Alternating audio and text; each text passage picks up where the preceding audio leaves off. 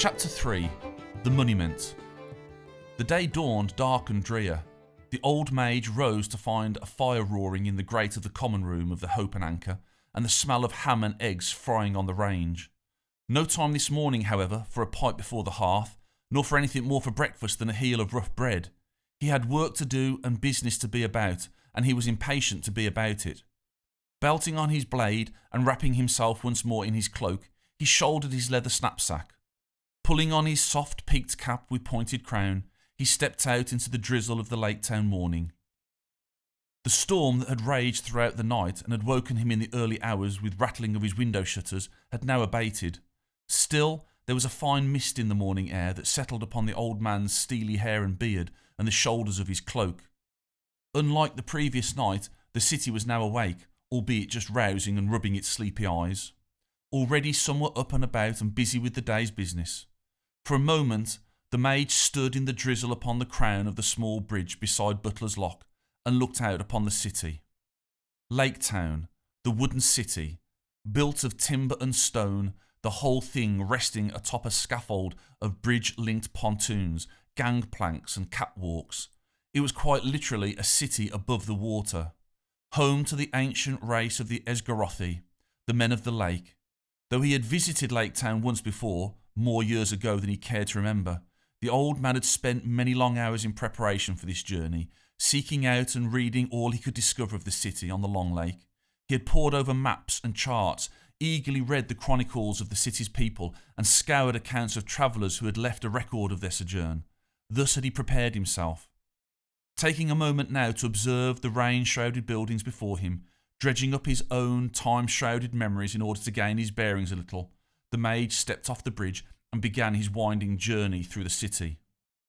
On this particular morning, he did not pay a boatman the small copper coin that would have taken him from his lodgings through the criss-cross network of canals and waterways to his destination at the centre of the city. It might have been argued that this was the best way to see Laketown, to take in the early morning sights and sounds.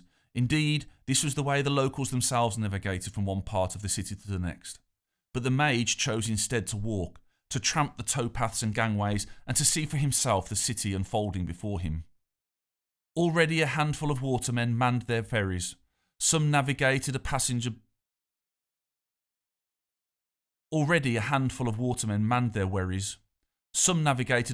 beneath bridge and scaffold, on their morning jaunt from A to B. Others, still moored against the landing, huddled around a brazier, smoking their short, stubby pipes while awaiting the first fare of the day.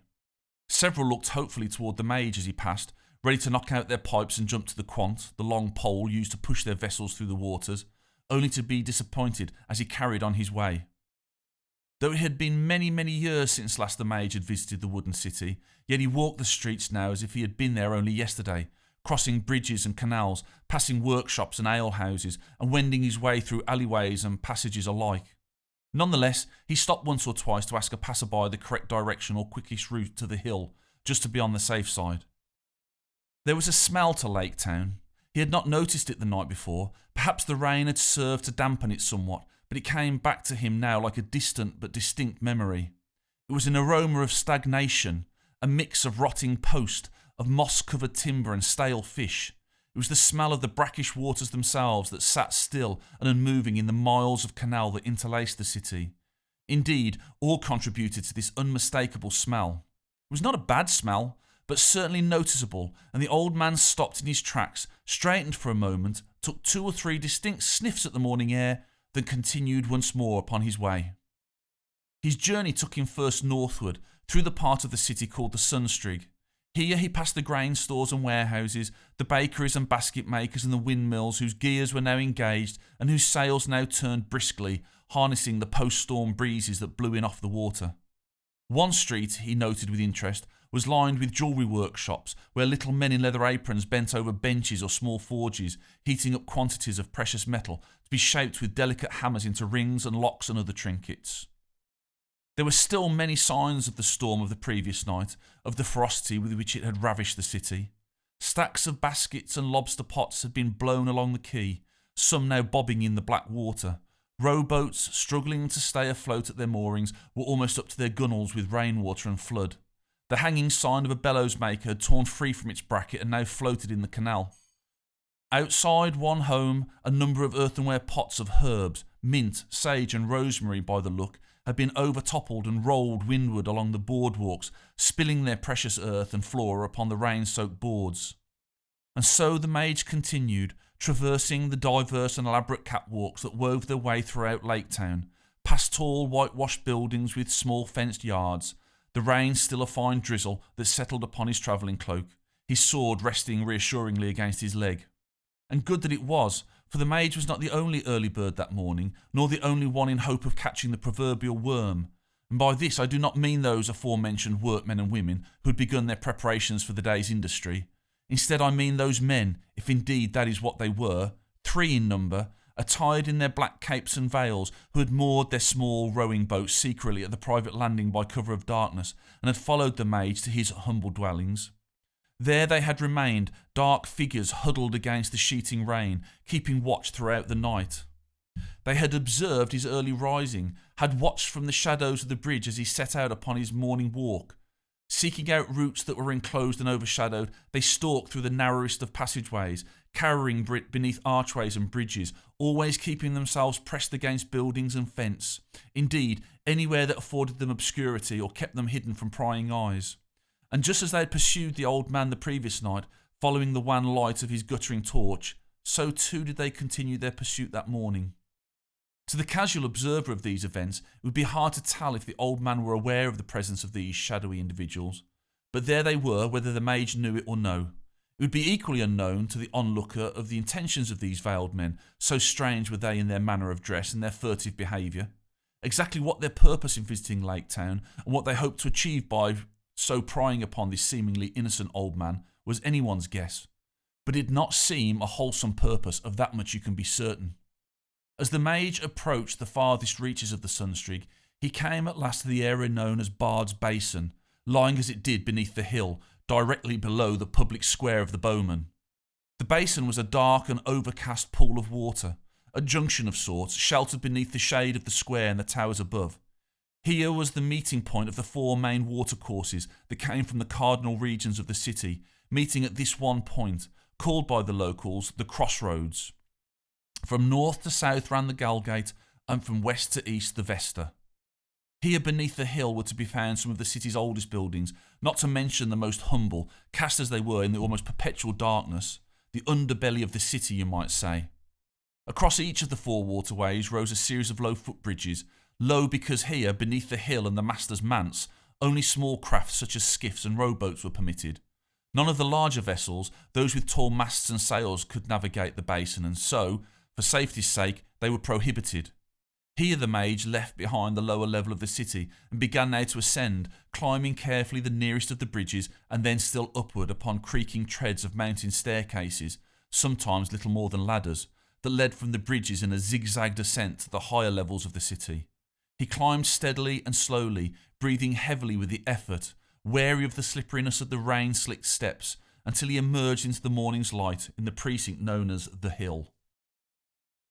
The Hill was at the very heart of the city, situated at the centre point where each of the city's 4 main districts met. Here the wooden buildings, stacked one atop another, rose in a crescendo of architecture and engineering.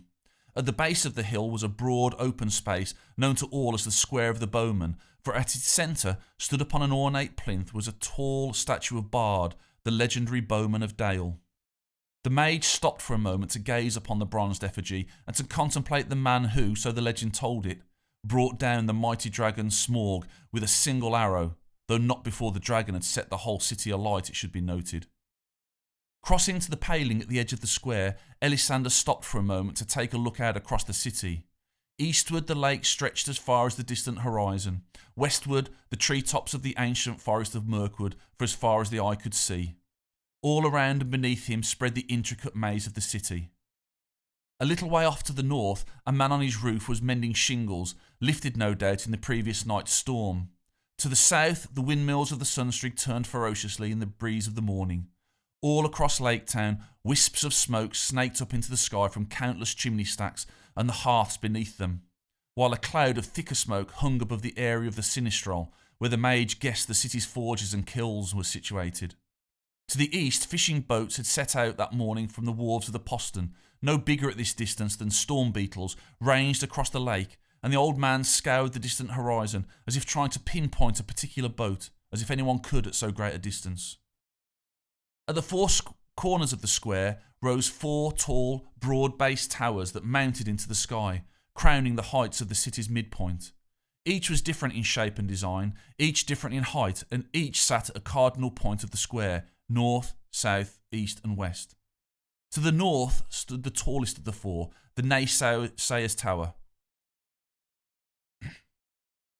To the north stood the tallest of the 4, the Naysayer's Tower, built above the Master's Keep, where the Master was known to sit in council betimes with his aldermen, enrobed in their fine tasselled caps and fur-trimmed cloaks, which was the livery of their office, his wise and most sage counsellors.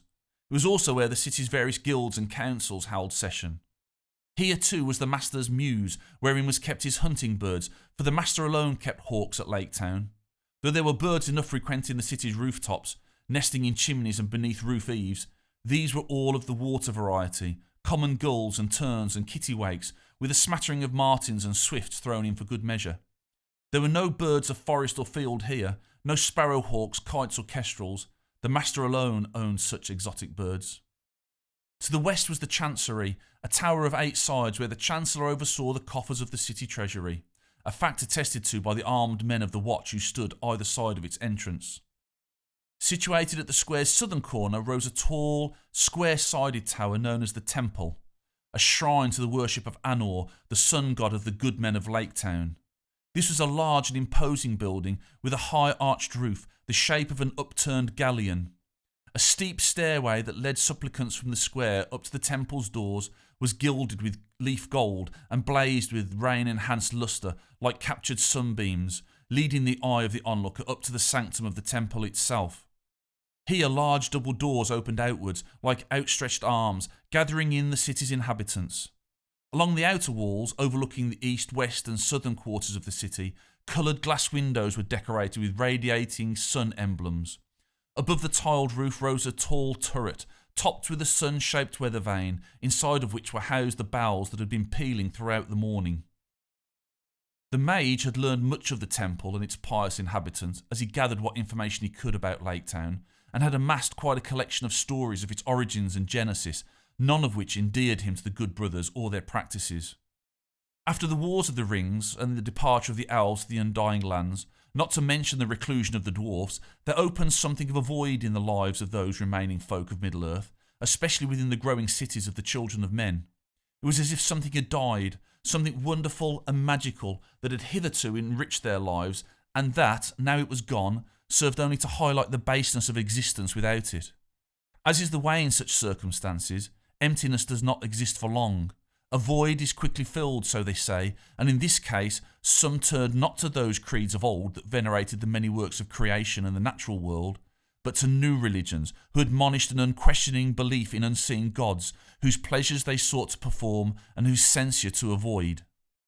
In Esgaroth, it was the good men of Laketown, adherents to the sun god Anor, who performed this function. It was Anor, who so the good men claimed, who caused the earth to turn upon its axis. He who placed the stars in the firmament, who caused the tides to turn and the fish to spawn. He it was who, upon his caprice, either showered the people with his grace or else tested them with tribulation. And many were the men and women of Laketown who became enamoured of this cult, finding in its teachings comfort and mystery, as if the world were not a magical enough place without it. According to the tales of these events, as told by those of Laketown and recorded in the records of the city, it all began in the years following the wars with a young man named Galen, apprenticed to a basket maker, who plied his trade in a part of the newly rebuilt city, then called the Pike. Galen claimed to have seen a vision, a dream of the Minas Anor, the tower of the setting sun, in which he saw the full glory of the sun, which grew and grew, radiating ever outward until it consumed all the earth and those who dwelt therein. Galen told this story to all who would hear it, preached it in the market squares and public places, and each time he embellished its telling, each time adding to the sense of mystery and wonder, interpreting its meaning and elucidating its significance for mankind. Though poor and uneducated, Galen was an engaging and enticing young man, and soon he had a small but growing following who hung upon his every word and were compelled by his divine admonitions. They called themselves good men or good brothers, for they did devote themselves to Malon Anor and to the sharing, with all who would listen, of the edifying words of his prophet Galen. As this movement grew in number, it soon came to the attention of Iestyn, the then master of Laketown.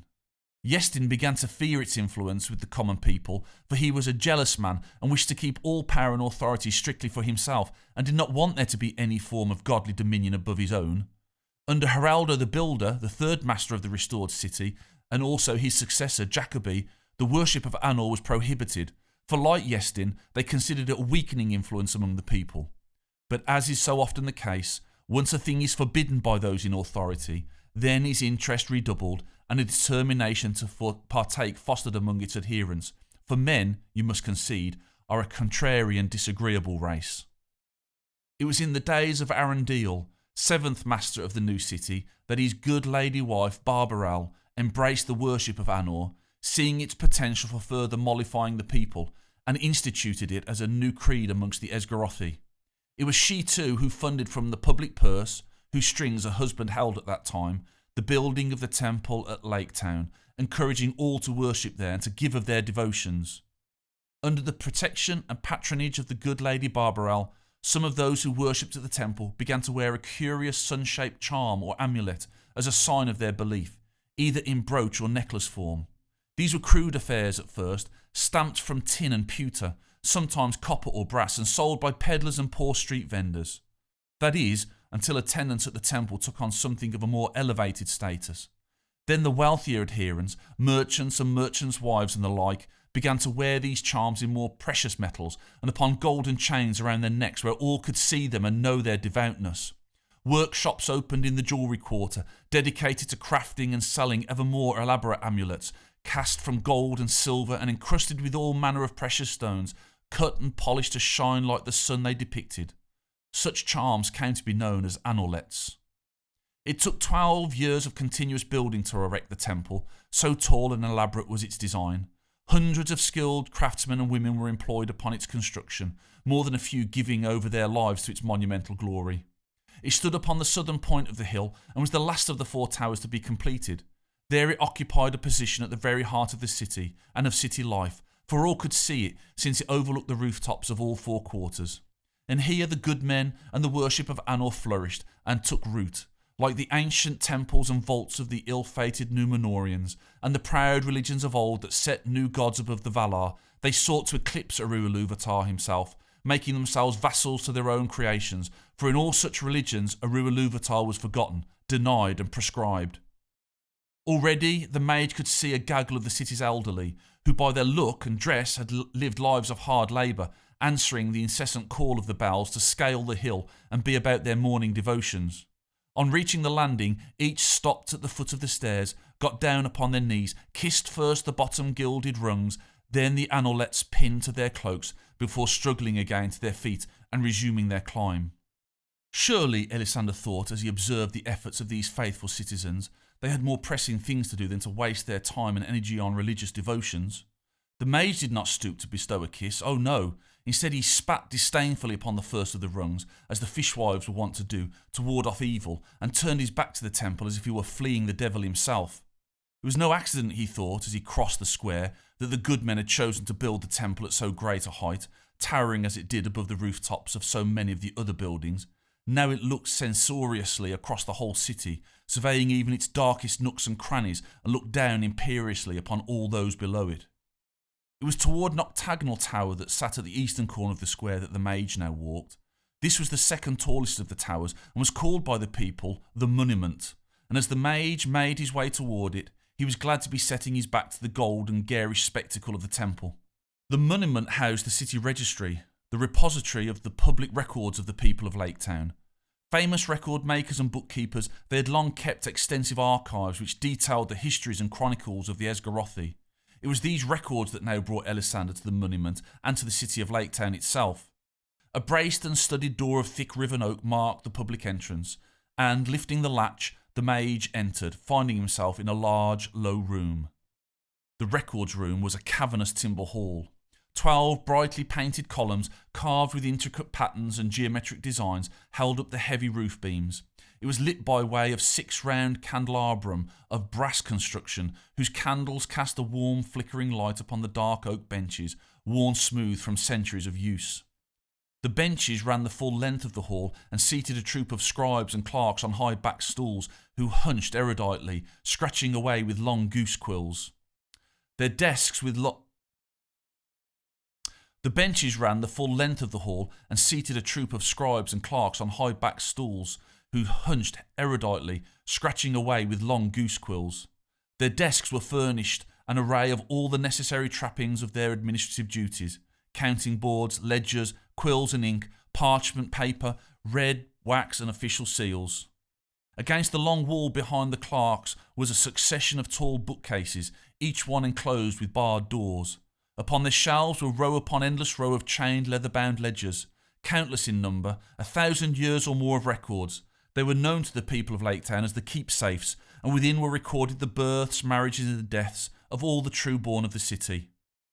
The keepsafes constituted an unbroken record from the time of the first masters in the days of the rebuilding, from the reigns of Haraldo the Builder and Jesper Goldenbrow all the way down to Maximilian, the current master of the city. A chronicle of the genealogies and lineage of all the families of Laketown. Here too were kept the daily ledgers of the business of the city. They included the comings and goings of visitors of note, the accounts of the master's household, as well as those of the chancellor and provost, indentures of the various guilds of craftsmen, contracts and covenants, bills of sale and contracts to buy, the records of the taxes and levies paid by the artisans and workmen of the city, records of all kinds, down to the minute details of which captain caught so many fish on a particular day of the week and how much excise he paid on it. And that was not all, for the archive of the keepsafes continued on the floor above and the one above that, and amongst these were recorded. And that was not all, for the archive of the keepsafes continued on the floor above and the one above that, and amongst those were records that had survived the Great Freeze and predated the Great Fire, dating back to the beginnings of the Third Age, including chronicles of the grand historians, forgotten writings and records of rare note. No one stirred as the mage entered the record hall, bringing in with him the wind and rain of the Laketown morning. A handful of citizens had made their way here already, and each stood before a clerk at the long bench going about their business in hushed tones, for this was the kind of place where one instinctively knew they should whisper. Crossing the lobby to the nearest of the many clerks, the polished floor timbers creaking beneath his tread, Elisander announced himself by clearing his throat. "Ahem," he coughed, and then waited for the official behind the desk to acknowledge his presence. "I would like to speak with a clerk by the name of Jeppe." Though he spoke quietly enough, indeed almost in a whisper, still the mage's words seemed to resonate within the quiet of the hall, and for a second quill pens ceased their scratchings, whilst clerks all around glanced momentarily up, and seeing it was but an old man, resumed once more their work. "Jeppe," the mage said again, this time in barely a whisper, leaning further over the bench toward the little man who sat opposite. "If you please," and he raised his bushy brow in anticipation. A large drop of rainwater dripped from the sodden rim of the old man's hat and fell, landing with a splash upon the document laid out before the clerk, who looked up to see the mage towering over him. Without a word of explanation, the clerk climbed down from his high stool and set off in search of Jeppe. This Jeppe, though only a junior clerk and a man of very little consequence at the registry, if not rather disliked by many of the senior clerks, just happened to be brother-in-law to Chubb, landlord of the Hope and Anchor, from whom Elisander, after judicious inquiry, had heard the clerk's name first mentioned. Accordingly, Jeppe was roused from the depths of one of the registry's many underbuildings, where he had been overseeing the making of ink by a team of apprentice boys, and summoned to attend upon the mage. "Yes?" said Jeppe, wiping his blue-stained hands upon an equally stained apron, in a tone that did nothing to hide his irritation at being so mandated by someone who did not appear to him at all important or worthy of his service. At the sound of the clerk's irritation, all eyes raised once more from their writing slopes before returning again to their work of copying and transcribing. Without explaining, Elisander drew back his cloak slightly, revealing not only the hilt of his longsword, but also Chubb's pewter device, pinned by a ribbon to his tunic. "Oh, 'tis you," said the clerk, recognising the badge of the Guild of Hostelers, for he had been warned by scribbled note late the previous night that one would arrive bearing Chubb's token. When the mage had made careful inquiries over his supper, a gold coin had secured its use, and a second coin had seen Chubb send a message with his tap boy instructing Jeppe to await the arrival of one bearing the badge, that he should be allowed access to the keepsafes and archives. "I was expecting you," said the clerk flatly. After the furtive bestowal of a small but significant coin purse, Jeppe led the mage across the records hall, through a door situated in the far wall. How different these brothers were, the mage thought as he followed Jeppe across the hall, each suited, or so it seemed, to their chosen profession, for Chubb was a jovial enough sort who bumbled along nicely amongst the drinkers and diners of his busy taproom, while Jeppe, who seemed the antithesis of his affable brother, was clearly more... How different these brothers were, the mage thought, as he followed Jeppe across the hall, each suited, or so it seemed, to their chosen profession, for Chubb was a jovial enough sort who bumbled along nicely amongst the drinkers and diners of his busy taproom, while Jeppe, who seemed the antithesis of his affable brother, was clearly more at home amongst the dust and seclusion of the registry. Beyond the door they climbed a flight of steep winding stairs. The mage's interest lay a long way above the record hall in the topmost floors of the registry tower, where a vast library of the most ancient of the registry's scrolls, parchments and manuscripts filled room, upon shelf, upon nook, upon cranny. Many of the lost volumes of the chronicles and histories of the realms of Ravanian, Eriador, Gondor and Mordor had been here collected, not to mention diverse other writings of note relevant to the various ages of Middle-earth. The early founders of the first city of Esgaroth had obsessively collected all the writings they could find. Osgood, curator of the library at the time of its desolation by dragonfire, had managed to save most of them, albeit a little singed and smoke damaged, at the cost of his own life when Smorg had burned down the previous city. Subsequent curators had added to them until now they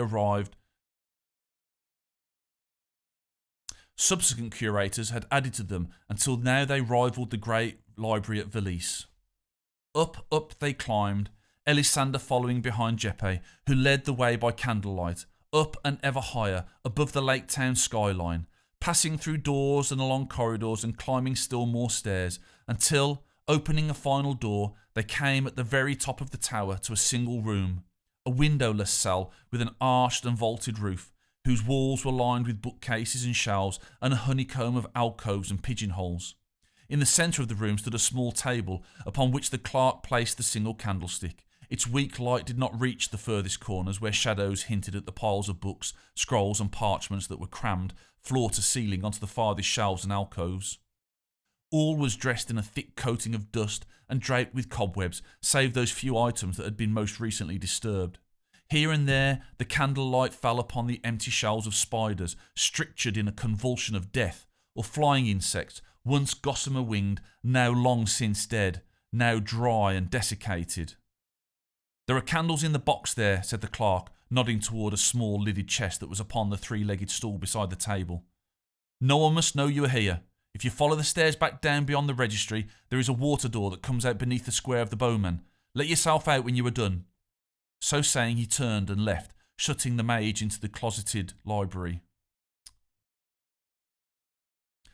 "There are candles in the box there," said the clerk, nodding toward a small lidded chest that was upon the three-legged stool beside the table. "No one must know you are here. If you follow the stairs back down beyond the registry, there is a water door that comes out beneath the square of the bowman. Let yourself out when you are done." So saying, he turned and left, shutting the mage into the cloistered library. So began the old man's search, rummaging through the rows of bookcases and volumes of writing, foraging in cubbyholes stuffed with ancient scrolls, grubbing through folios of vellum stacked in alcoves and niches. Selecting those of interest, he carried them by the armful to the small table where he scoured their contents. Sometimes he read strange and antique glyphs, sometimes pages of spidery runes and letters of common tongue. Some were so old that what writing had ever been upon them had faded to nothing, while other sheets simply crumpled to dust at his touch. Every surface was covered with a thick layer of cobweb and dust, and as he disturbed the peaceful neglect, he heard the unmistakable snuffling of mice. Taking a large hourglass from his bag, Elisanda placed it at the edge of his table, where he could see the fine sands running from top to bottom. Each time it ran out, he scratched a tally mark with his quill upon a scrap of parchment that he kept for the purpose, before turning the glass to set the sands running once more. And since the cell was without windows or aught whereby he could see the passage of the sun, In this way he kept track of the passing hours. The remainder of that day and well into the night, the mage pored over the text before him, turning first from one to another and back again, hastily scribbling down notes, copying maps, reading and rereading passages. Sometimes he would jump to his feet, sending stacks of papers sliding to the floor, and dash to search once more for a previously discarded scroll or parchment, each one a piece of the puzzle he was trying to solve. Engrossed as he was, Elisander did not pause in his labours to take food or drink.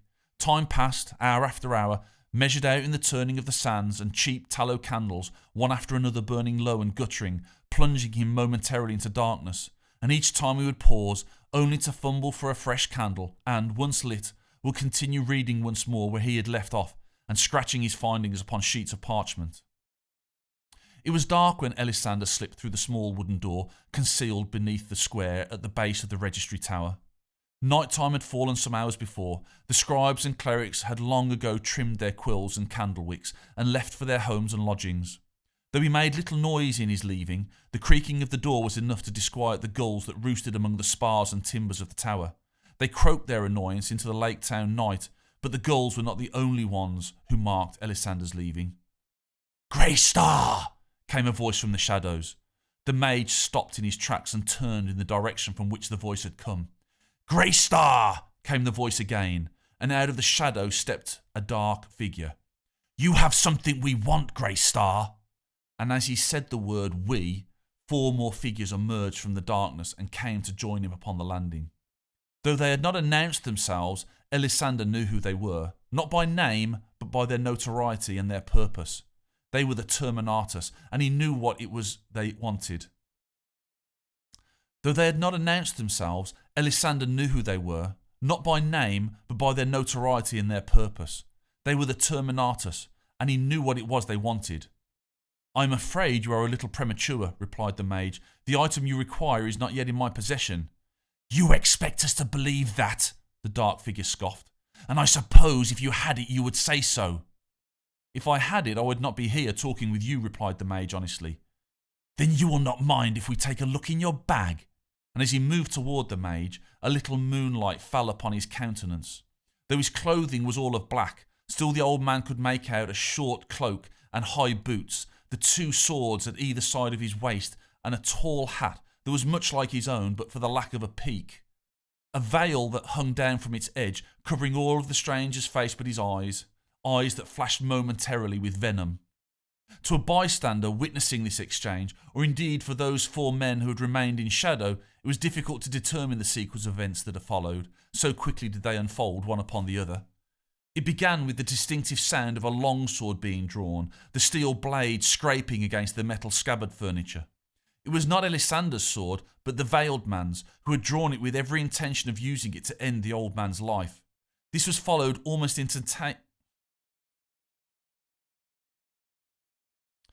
To a bystander witnessing this exchange, or indeed for those 4 men who had remained in the shadow, it was difficult to determine the sequence of events that followed, so quickly did they unfold one upon the other. It began with the distinct sound. To a bystander witnessing this exchange, or indeed for those 4 men who had remained in the shadow, it was difficult to determine the sequence of events that followed, so quickly did they unfold one upon the other. It began with the distinctive sound of a longsword being drawn, the steel blade scraping against the metal scabbard furniture. It was not Elisander's sword, but the veiled man's, who had drawn it with every intention of using it to end the old man's life. This was followed almost instantaneously. Bloody hell.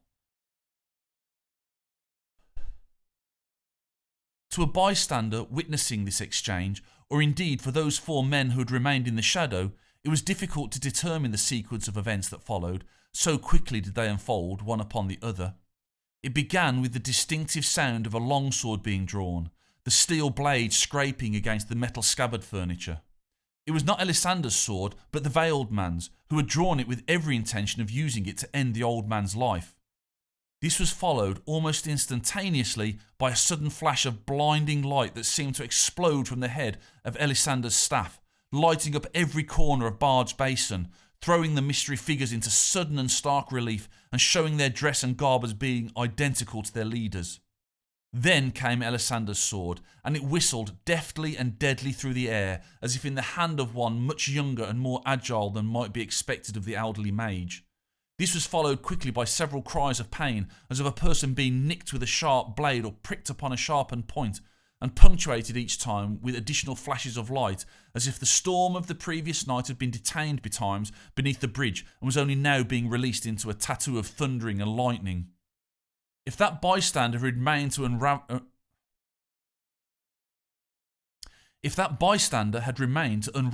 and make sense of what they had seen and heard, they would have witnessed the arch beneath the bridge plunged once more into blackness, the light extinguished as suddenly as it had come, a cloaked figure in a tall hat, sword and staff, hastening away along the narrow walkway that bordered the cheerless basin.